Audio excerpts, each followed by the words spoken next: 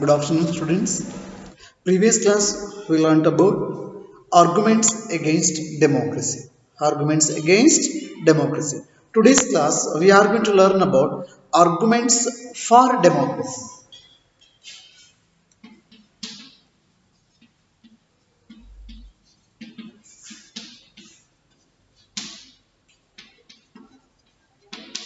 It means merits of democracy.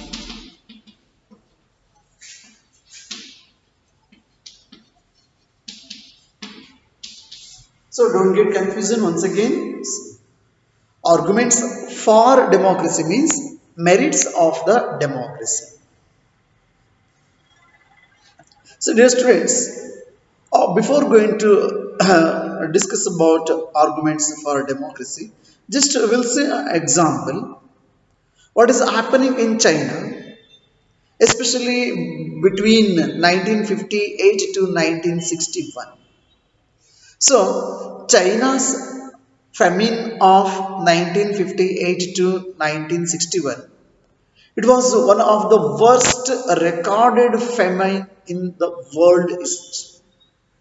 So ಪ್ರಪಂಚ ಇತಿಹಾಸದಲ್ಲಿ ಅತ್ಯಂತ ವರ್ಸ್ಟ್ ಫೆಮೈನ್ ಅಂತ ಹೇಳಿದ್ರೆ ಮಕ್ಕಳ so which was happen in China between 1958 to 1960. So during this time nearly 3 crore people so they were died because of this famine. During those days India's economic condition was not much better than China's. So, yet India did not have famine of the kind China had. So, economists think that that was a result of different government policies in the two countries. Because we know that during 1958 already India got independence also. But that economic condition of India, it's almost all the same. But economists think that this was a result of different of government policies in the two countries. Why it was affected and it was recorded as the world worst famine, and more than nearly 3 crore people those who are died in China because of this famine, then which was not happening. So even though the same economic condition, it's much better than China. So why? Because of the government policies. So we clearly knows that we already studied. So India following the democratic system, and then China government is a communist government. So because of the government policy, see the existence of democracy in India made the Indian government respond to food scarcity in a way that the Chinese government did not. So the government tried to solve the food scarcity in India. But they point out that no large scale famine has ever taken place in an independent and democratic country. If China too had multi party elections, an opposition party and a press free to criticize the government, but in a communist form of the government, so which were not possible. Then so many people may not have died in the famine. Suppose ಏನಾದರೂ ಅಲ್ಲಿ ಏನಾದರೂ so ಪ್ರಜಾಪ್ರಭುತ್ವ ವ್ಯವಸ್ಥೆ ಇದ್ದಿದ್ರೆ ಬಹುಶಃ ಪರಿಸ್ಥಿತಿ control ಬರ್ತಿದ್ದೆ ನಮಗೆ. So this example brings out one of the reason why democracy is considered the best form of government. So ಈ ಒಂದು ಉದಾಹರಣೆಯನ್ನು ನೋಡಿದ್ರೆ ನಮ್ಗೆ ಗೊತ್ತಾಗುತ್ತೆ ಕಮ್ಯುನಿಸ್ಟ್ ಗವರ್ಮೆಂಟ್ಗೂ ಡೆಮಾಕ್ರೆಟಿಕ್ ಗವರ್ಮೆಂಟ್ಗೂ ಇರತಕ್ಕಂಥ ವ್ಯತ್ಯಾಸ ನಮಗೆ ಕ್ಲಿಯರ್ ಆಗಿ ತಿಳಿತದೆ. By this example, we can understand about democracy is one of the best form of government compared to the Chinese government. See, democracy is better than any other form of government in responding to the needs of the people. So only the democratic countries and the governments are responding to the needs of the people. What about other government, whether monarchy, whether dictatorship, whether communist government, whether any other kind of government, whether military government? No. So they were not thinking about the needs of the people. What the people require, the basic needs are essential. But the main aim of the democracy, that is about, so the democracy, it's always responding to the needs of the government because it is the people's government. A non-democratic government so may and can respond to the people's needs, but it all depends on the wishes of the people who rule. That is depend upon the people, so those who are ruling according to their wish.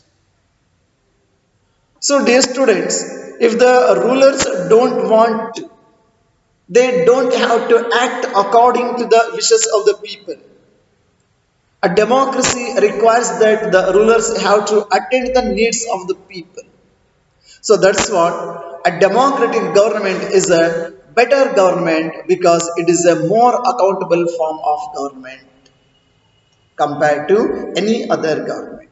So the rest of the governments are not accountable to the people. So only the democratic government is a accountable, more accountable form of government. See, there is another reason why democracy should lead to better decisions than any non-democratic governments. So, it leads a better decision than any non-democratic government.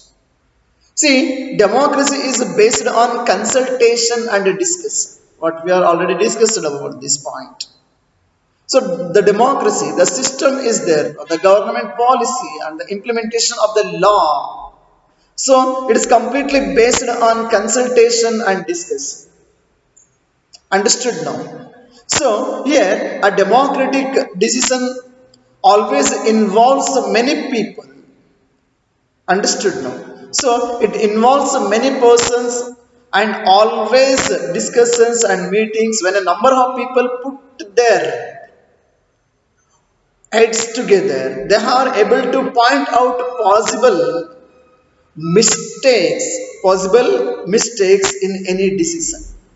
So this takes time, of course, dear students, but there is a big advantage in taking time over important decisions. Of course, it will take some time, it may delay, but there is no doubt. So, this reduces the chances of rash or irresponsible decisions. So, thus, democracy improves the quality of decision making. So, this is the another one important arguments for democracy or the merits of the democracy. That is about the democracy always improves the quality of decision making. And also, dear students, this is related to the third argument. Democracy provides a method to deal with the difference and conflicts. So, democratic system that provides a method to deal with the differences and conflicts. In any society, people are bound to have differences of opinion and have differences of interest and so on. So forth. See, these differences are particularly sharp in a country like our, which has an amazing social diversity. India is one of the diverse country. So people belong to different regions. People speak different languages and have different caste, communities, social groups, traditions, customs, and so on and so forth. See, they took the word very differently and have different preferences. The preferences of one group can clash the another. Are you getting, dear students? So the preferences of one group can clash with those of the other groups. So how do we resolve? How do we resolve? See, here the conflict can be solved by brutal power. Whichever group is more powerful will dictate its terms and others will have to accept that. But that would lead to resentment and unhappiness. So, different groups may not be able to live together for long in a such a way, but democracy provides the only peaceful solutions to this problem. You see, in India, Those who are belongs to different religion, different society, different customs, and those who are following the entirely the vast diverse country. But here the democracy provides the peaceful solution to live together as an India. So here no one is permanent winner and no one is permanent loser in a democracy. So different groups can live with one another peacefully.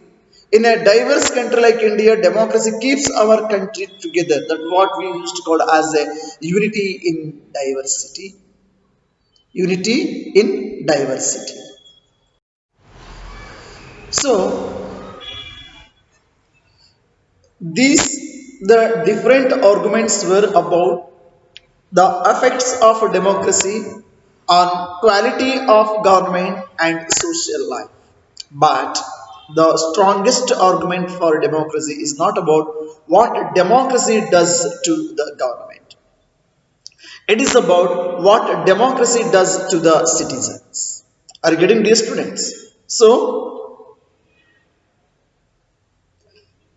the strongest arguments for democracy. So, that is about what democracy does to the government. So, it is about what democracy does to the citizens.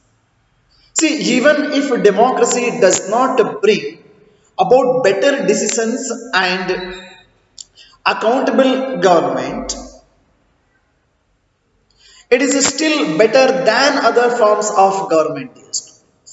Of course, because democracy enhances the dignity of citizens. Democracy enhances the dignity of the citizens where we cannot see this in a rest of the government system. So democracy is completely based on principle of political equality. Are you getting dear students? But can we expect in any other form of the government the political equality or the participation or the principle of political equality in any other system of the government? No. See, democracy is completely based on principle of political equality, on recognizing out the protest and especially so the poorest class people and the least educated as the same status as the rich and the educated. So here nothing will be considered superior or inferior. So all are equal before the law, whether economically or politically or even the physically. So nothing is going to be considered, and whether they are poorest, whether they are illiterate or literate. So everyone they were considered in a democracy as equal, from the president of the country to the common people. So all are treating in equal manner. So they are the rulers themselves. Even when they make mistakes, they are responsible for their conduct. Are getting dear students? So here people are not subjects of a ruler. Why? So they are the rulers themselves. People they are rulers because democracy is a people's government. So finally, dear students, we can see this. Democracy is better than other forms of government because it allows us to correct its own mistake where we cannot see in any other form of the government. Democracy is better than other forms of the government. Why? Because it allows us to correct its own mistakes. As we saw above, there is a no guarantee that mistakes cannot be made in democracy. But no form of government can guarantee that. Whether is there any government which are going to give guarantee regarding this? So the advantage in a democracy is that such mistakes cannot be hidden for long. This is one of the advantages in a democracy. There is a space for public discussion on these mistakes. Medias, public, private associations, organizations, political clubs, political parties, common people, each and everyone. And there is a room for correction. Either the rulers have to change their decisions or the rulers can be changed. See, the rulers have to change their decisions or the rulers can be changed because whatever we are actually following in a democracy and whoever it may be in a government. So we are electing them only for short time. We are not going to choose our representatives in a democratic system for a lifetime. So the rulers can be changed in the next election. So their maximum term is only 5 years.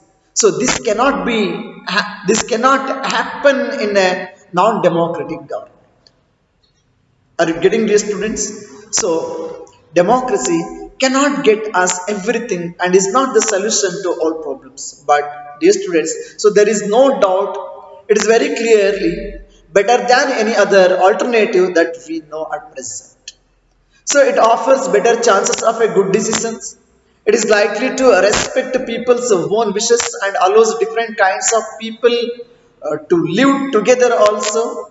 Even when it fails to do some of these things, it allows a way of correcting its mistakes and offers more dignity to all citizens.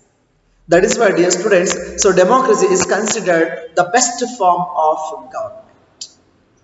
I hope, dear students, you all of you understood about the arguments for democracy or merits of the democracy.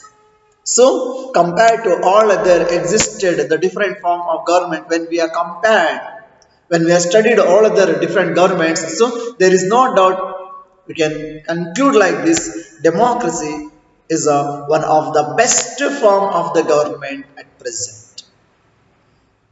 See, now let us discuss about the broader meaning of democracy, dear students. So, in this chapter, we have considered the meaning of democracy in a limited and descriptive sense. A limited. I told that democracy means, in a simple, the government is actually formed by the elected representatives. So, the elected representatives, they are forming the government, they are running the government. This is used to call as a democracy. So, it is actually considered this meaning of democracy in a limited and descriptive sense. We have understood democracy as a form of government. This way of defining democracy helps us to identify a clear set of minimal features that a democracy must have. So, the most common form that democracy takes in our times is that of a representative democracy. So, we already knows about this in the previous classes, whatever we are discussing. So, in the countries we call democracy, especially in our India. So, a majority is allowed to take decisions on behalf of all the people. So, who are forming the government? So, the majority political party or the group of the political parties are in the assembly, those who are getting the majority. So, they are going to take decisions on behalf of the people because they are representatives. So, even the majority does not rule directly. The majority of people rule through their elected representatives. Of course, dear students. So this becomes necessary. Why? Because no. So modern democracies involve such a large number of people that it is physically impossible for them to sit together and take a collective decision. Whether is it possible all together? I mean, together sit and to take a collective decisions. It's too difficult. So even if they could, the citizens does not have the time. How? When the desire or the skills to take part in all the decisions, whether is it possible? No. So this gives us a clear but minimal understanding of democracy. This clarity helps us to distinguish democracies from the non-democracies or differentiate between the democracy and the non-democracy. But it does not allow us to distinguish between a democracy and a good democracy. Anybody, can you imagine the differences between, the distinguish between democracy and a good democracy. Are you getting now? So it does not allow us to see the operation of democracy behind government. So for this, we need to turn to broader meaning of democracy. Sometimes we use democracy for organizations other than the government. Are you getting these students? Are you getting now? See, in this way, suppose I would like to read some of the statements to better understand. We are a very democratic family. Whenever a decision has to be taken, we all sit down and arrive at a consensus. My opinion matters as much as my fun. The same. See, I don't like teachers who do not allow students to speak and ask questions in the class. Are you getting? I would like to have teachers with a democratic temperament. So one leader and his family members decide everything in the his party. How can we they talk of democracy?